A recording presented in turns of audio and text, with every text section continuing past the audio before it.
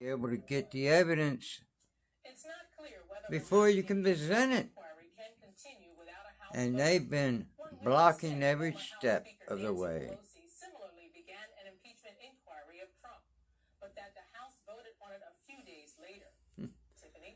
They could impeach Trump like that way. One over a phone call about Burisma. Ha ha.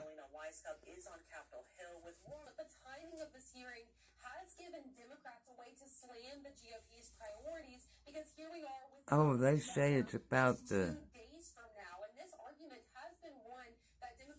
This is stupid. Plain stupid. I mean, they make all these claims, but they really don't have no claims to make. The evidence is there, folks. They lied to you. Governor Doug Burgum says promoting electric vehicles would support China, which is exploiting other countries. And the batteries come from China. China controls 85% of the rare earth minerals. They're called rare earth because they're measured in parts per million.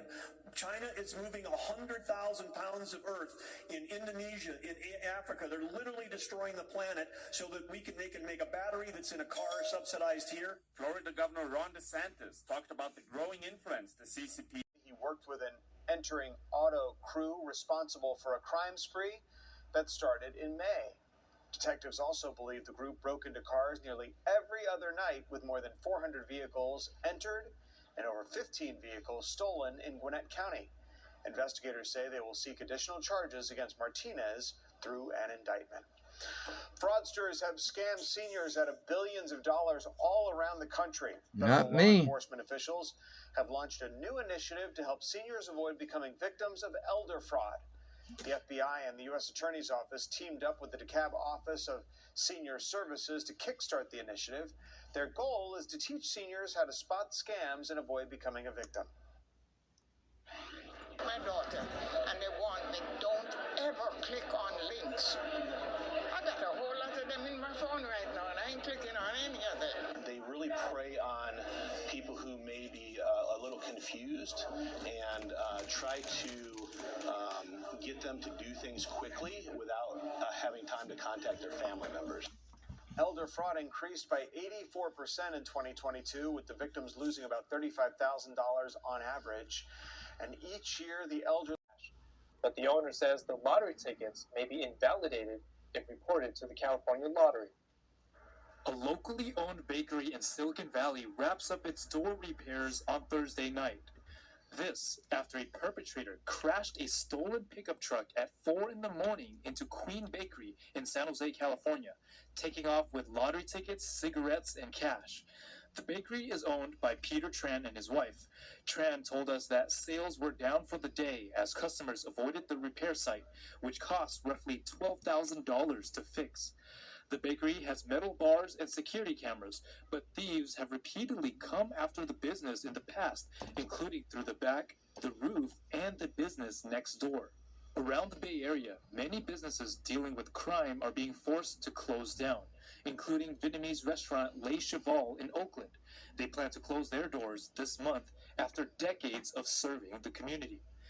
In San Jose, Queen Bakery remains open, but the owner wants more police and patrol in the community to clean the city. In San Jose, California, David Lamb, NTD News. Yep, they're setting up stage and everything now.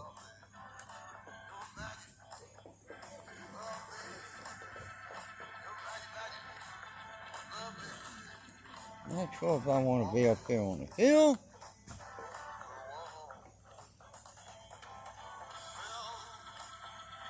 Or down there somewhere.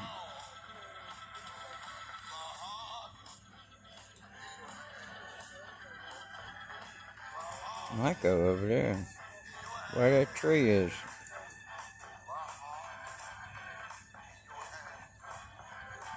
I don't know. It's the truth.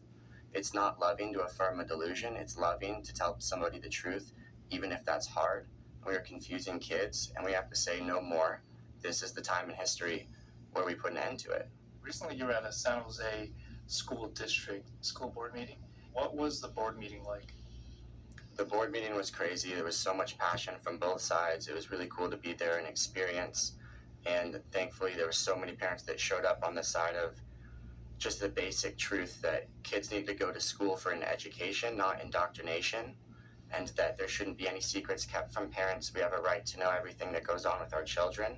We have the right to protect them and keep them safe. And if we're not comfortable with something, we should be allowed to express that and protect our kids from that. And I'm super thankful that so many parents showed up to speak their minds. A point that's always brought up is some of the students don't feel safe at home due to feeling rejected based on their gender ideology.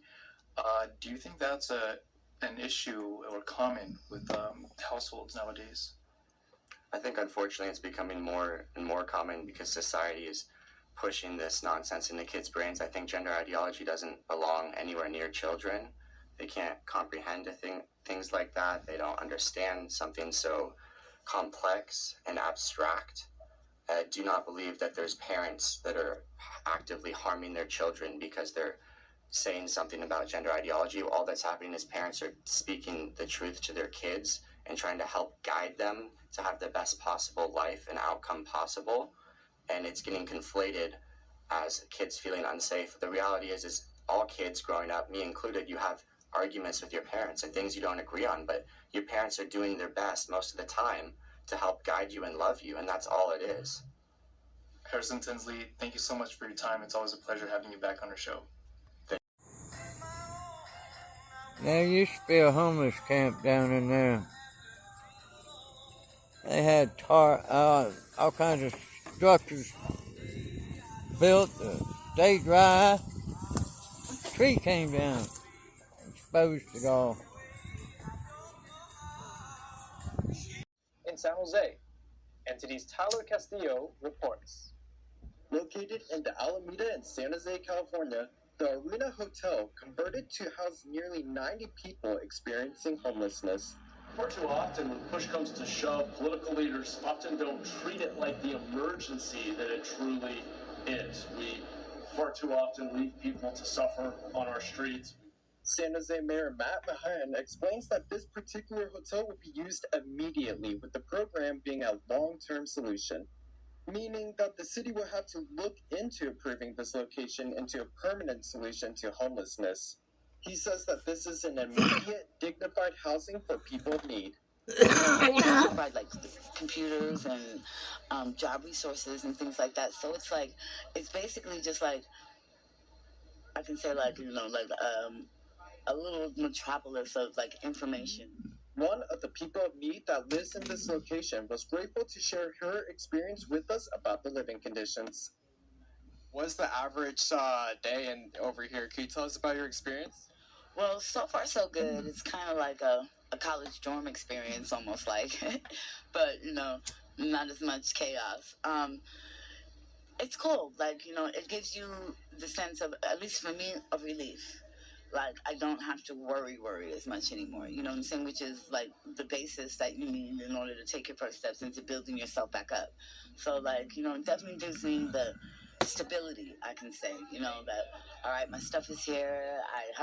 I can lay down when I want to. I can get up, go make my appointments, and you really don't have to be concerned. And also, they provide meals. Megan also says she felt welcome in the environment. Mayor Mahan's office have been planning to beautify the Silicon Valley city without punishment to the unhoused. In San Jose, California, Tyler Castillo, NTD News.